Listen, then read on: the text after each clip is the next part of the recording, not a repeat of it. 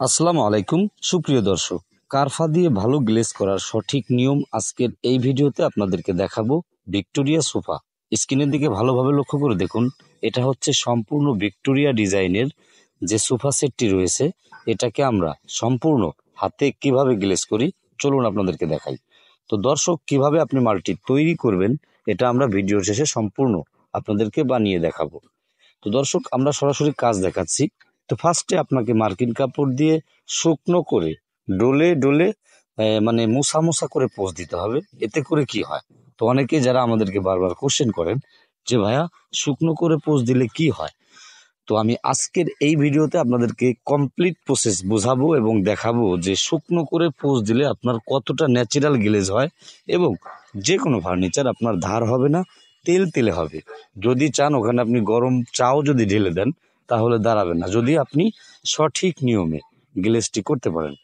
তো দর্শক, হাতে যে ন্যাকড়া দেখতেছেন, আমরা কিন্তু ডোলে ডোলে শুকনো করে এটাকে পোজ দিয়ে যাচ্ছি।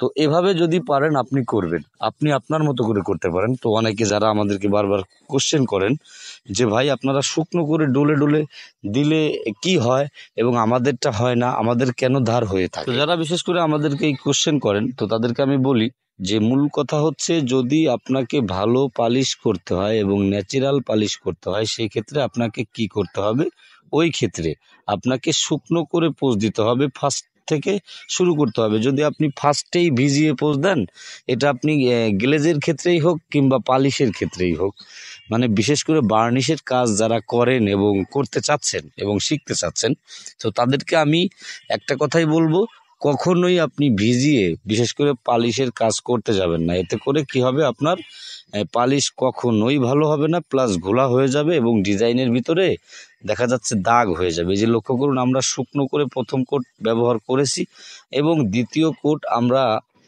মানে তুলি দিয়ে, যেটাকে বিরাজ বলে, ওটা দিয়ে আমরা কিন্তু পোজ দিতে দিতে লক্ষ্য করুন, আপনি নিজের চোখেই দেখুন যে এটা অলরেডি ভালো একটি লুক, ভালো একটি কালার কিন্তু আমরা এনে ফেলেছি। যদি এই নিয়মে আপনি কাজ করতে পারেন তাহলে কিন্তু অবশ্যই ভালো হবে। তো স্ক্রিনে আপনি এই যে ভিক্টোরিয়া সোফা সেটটি দেখতে পারতেছেন, এই সোফা সেটটি কিন্তু সম্পূর্ণ আমার হাতে, মানে এক হাতে পালিশ করেছি। তো দর্শক, এটা হচ্ছে মানে কি বলবো, 6 সেটের সোফা। তো অনেকেই আছেন যারা 5 সেটের সোফা তৈরি করেন, সেই ক্ষেত্রেও করতে পারেন। এটা হচ্ছে 1 চেয়ার বেশি, 2 চেয়ার হচ্ছে একটা এবং 3 চেয়ার একটা, 1 চেয়ার একটা, এবং সঙ্গে টি টেবিল রয়েছে। যদিও টি টেবিল আমরা আগে ভাগে পালিশ করেছি, এটা আপনাদেরকে দেখাতে পারলাম না। আপনাদেরকে ঘুরে ঘুরে দেখাই যে এই যে ন্যাচারাল পালিশ সম্পূর্ণ মেহগুনি কাঠের, এটা কিন্তু প্রায় 1 বছর আগে এই ফার্নিচারটি তৈরি করে ঘরে রেখে দিয়েছিল, কিন্তু সেটাতেও আমরা ন্যাচারাল একদম আয়নার মতো গ্লেজ করেছি এবং ভালো কালার করেছি।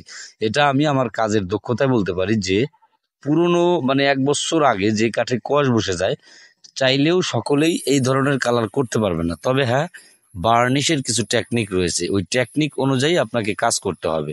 তো চলুন আপনাদেরকে দেখাই কিভাবে আপনি মালটি তৈরি করবেন। তো দর্শক, হাতে যে রজনটি দেখতে পারতেছেন, অনেকেরই মন্তব্য থাকতে পারে যে রজন তো ভাই ভালো হয় না, ভালো না। হ্যাঁ, সেটা আমিও স্বীকার করি, তবে রজন ব্যবহার করার টেকনিক আছে, নিয়ম আছে। বিশেষ করে যারা ভালো ভালো মিস্ত্রি রয়েছেন, তারা আমাদেরকে কিছু কিছু ভুলভাল কমেন্ট করেন। ভাই, আগে বুঝতে হবে রজনটা আপনি কি পরিমাণ ব্যবহার করবেন এবং কিসের সঙ্গে ব্যবহার করবেন। রজনটা যদি আপনি গালার সঙ্গে ব্যবহার করেন, সেই ক্ষেত্রে তো আপনার খারাপ হবে, ভালো হবে না। তো আমি আপনাদেরকে রিকমেন্ড করি যে ভাই, রজনটা কিছুটা পরিমাণ আপনি ব্যবহার করে দেখেন। একটা মাল, মানে একটা ফার্নিচার আপনি গ্লেজ করে দেখেন যে ওটা কতটা সার্ভিস হয়, ভালো হয়। তবে আমাদের নিয়ম অনুযায়ী, এই যে লক্ষ্য করুন আমরা কিভাবে করি, লক্ষ্য করুন যে আমরা এটাকে গুঁড়ো করে ফেলেছি এবং তুষ তুষ করে ফেলেছি। তবে এখানে মাত্র কি বলবো 25 গ্রাম রজন রয়েছে। এই যে এখন যেটা দেব সেটা হচ্ছে কারফা ভিজিয়ে রেখেছিলাম, সেই কারফাটি আমরা এখানে ঢেলে নেব। তো দর্শক, মোট কথা হচ্ছে আপনাকে একটু পাতলা করে পোজ দিতে হবে। হ্যাঁ, কিছুটা থিনার দিয়ে তার উপরে একটি সেকনি দিয়ে নেবেন মার্কিন কাপড় দিয়ে। তার পরবর্তীতে আপনি একটা মার্কিন কাপড় হাতে নিয়ে শুকনো করে যেভাবে আমরা পোজ দিয়েছি, সেম একইভাবে পোজ দেন। যদি আপনার লাস্টিং না করে তারপরে আপনি মন্তব্য করবেন। তো এটাই ছিল কমপ্লিট প্রসেসের একটি ভিডিও। দেখে যদি ভালো লাগে তাহলে অবশ্যই একটি লাইক করবেন। যারা আমাদের চ্যানেলে নতুন, চ্যানেলটি সাবস্ক্রাইব করবেন। ভালো থাকবেন, নেক্সট ভিডিওতে আবারও দেখা হবে। ধন্যবাদ।